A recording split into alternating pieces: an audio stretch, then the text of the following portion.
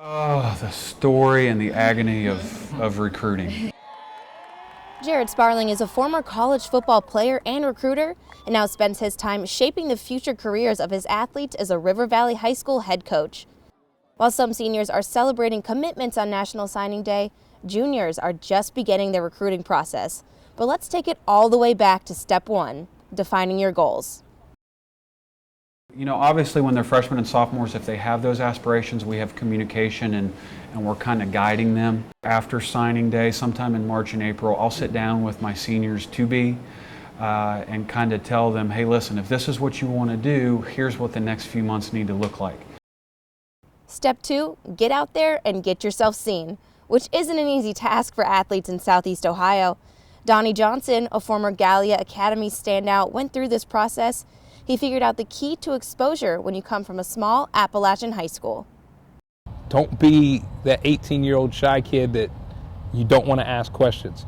Ask questions, go to every single visit you can, annoy the coaches, and expose yourself, because in this world today, nobody's going to really take care of you better than you. I left it all on the field and let everything happen for itself, is the way I took that approach.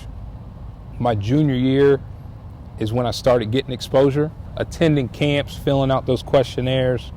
I took official visit to West Virginia. You know, in June and July, you need to go to as many one-day camps as you possibly can. Today, high school athletes have technology on their side. For example, the website Huddlecom, a company that provides an easy-to-use highlight production and video review service for football teams. And this leads us to step three, use your resources. Huddle allows you to make your own videos, and it's easy to get out to people by all social medias. And then you can send it by email, and coaches and anybody that has Huddle can access your videos without you even having to give them permission. They can view your profiles and all your videos on there.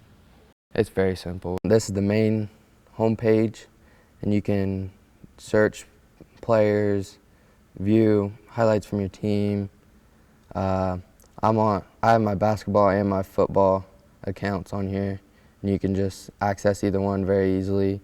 All right, so you can make your featured highlight your first highlight, and then people can just scroll through and see each video you made, and you can share them, or you can go back and edit them anytime you want.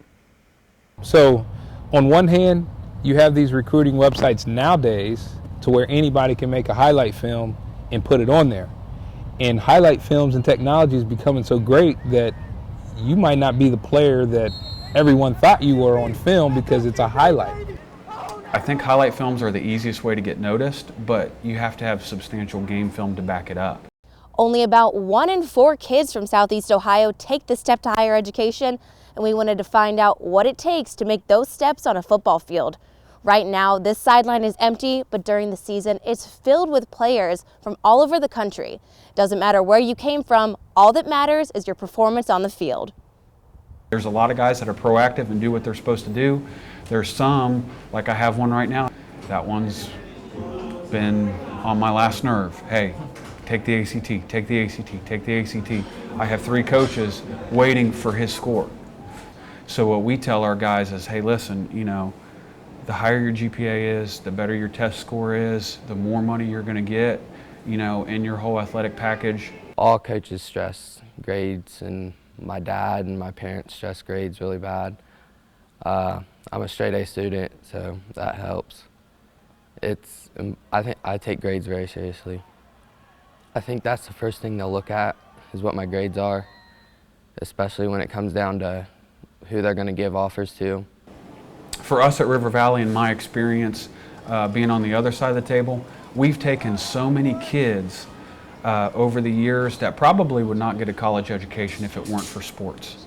You know, because I think the day of everybody just going to college because it's the thing you do, I think those days are over. And honestly, college is so expensive nowadays. There's not a lot of people that just voluntarily go in and say, okay, well, yeah, I'll spend $20,000, $30,000 a year on an education. Giving advice to kids is, don't waste an opportunity to do what you want to do and be successful. And not all kids and not all people are meant for college, but at the same time, don't sell yourself short on knowledge. Knowledge is power, and no one can ever take knowledge away from an individual.